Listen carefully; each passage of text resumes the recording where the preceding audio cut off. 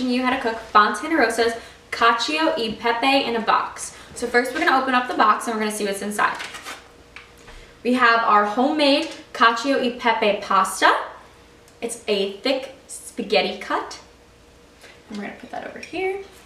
Then we have our Parmesan bowl that we're going to put the pasta in afterwards.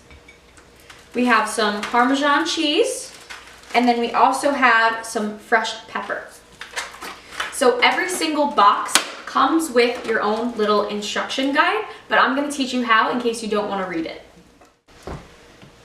So the first step we're going to do is we're going to take a pot and we're going to fill it with water for boiling. The pasta doesn't take very long to boil, but we're going to do things simultaneously so you can use the boiling water for other steps in the process. So first we're going to take a ladle and we're going to take out about a half a ladle full of water and we're going to put it into a bowl on the side. This we're going to use to make our paste. So we're going to take this Parmesan cheese that came inside of the box and we're going to set aside 1 full spoonful just for a little bit of garnish on the top when we're all done. And the rest is all going to go inside of our paste. So we're going to slowly pour this in. And we're going to start mixing it with the water that we had already put in here that's warm from when we're starting to boil it. If you don't think it's enough water while you're mixing it, you can take some more of the hot water from the pot that's starting to boil and just slowly add it until you can get a good paste consistency. We're going to keep mixing. And as you can see, it is slowly becoming a paste consistency. So once you have a consistency that you're happy with, you're just going to take it and you're going to put it to the side so we can use it for later. Next, in a separate pan, we're going to take our pepper that came inside of the box and we're going to put it inside of the pan.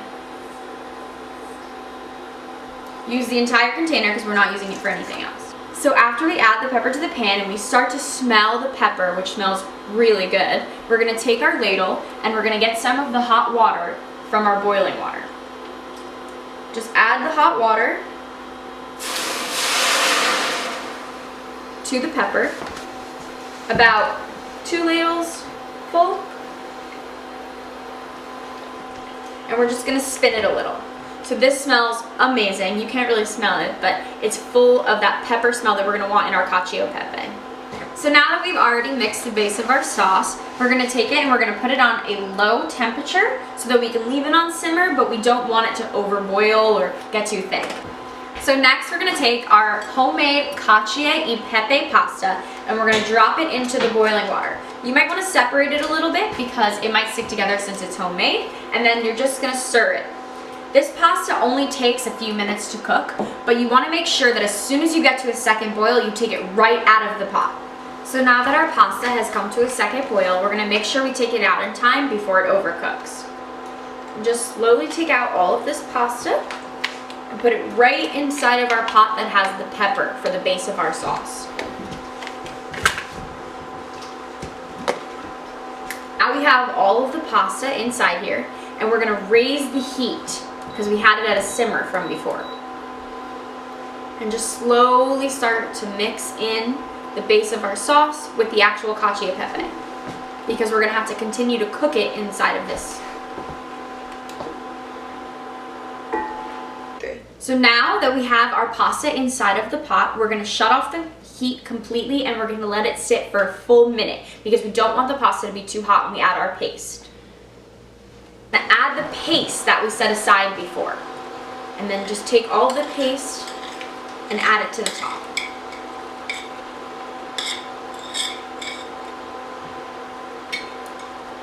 And then again, we're going to start mixing it.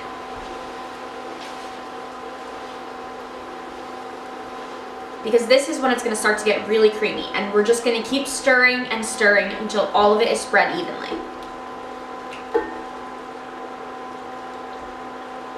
Now that we've taken our Parmesan bowl and set it to the side, we're going to add the pasta inside of it.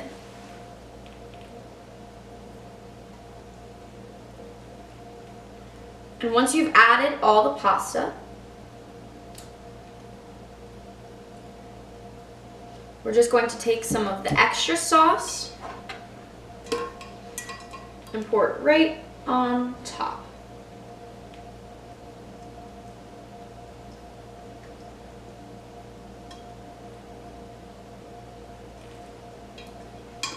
Finally, we're going to take the grated cheese that we had put aside from before, and we're going to sprinkle it on top. You can never have too much Parmesan cheese. And that is how we have our cacio e pepe in a box. So our final step is to make sure that we have Daddy's approval, because it is his recipe to begin with. So we're going to have Daddy come in, take a nice big spoonful.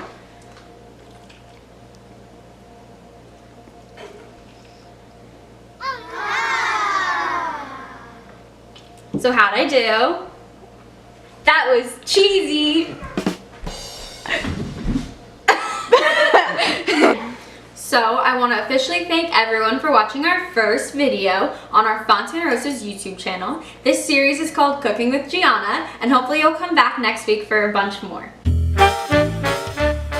have to act with your friends. I know it's hard. Gianna. In a large pot of water, just before the boil takes aside. Oh, just before it boils, comma, that you didn't put.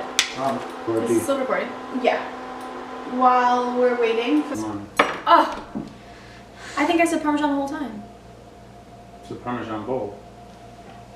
Every time you said paste, but this time you can never have enough Parmesan. It's Romano I'm cheese. pretty sure I said bag of Parmesan cheese. No, it's Romano. This is a girl problem, because it won't be easy to... No. No. I hate hugs. A side hug. A side hug. Even worse. It's Georgian. Did it save? It should, yeah. Go. 1, 2, 3. I did it!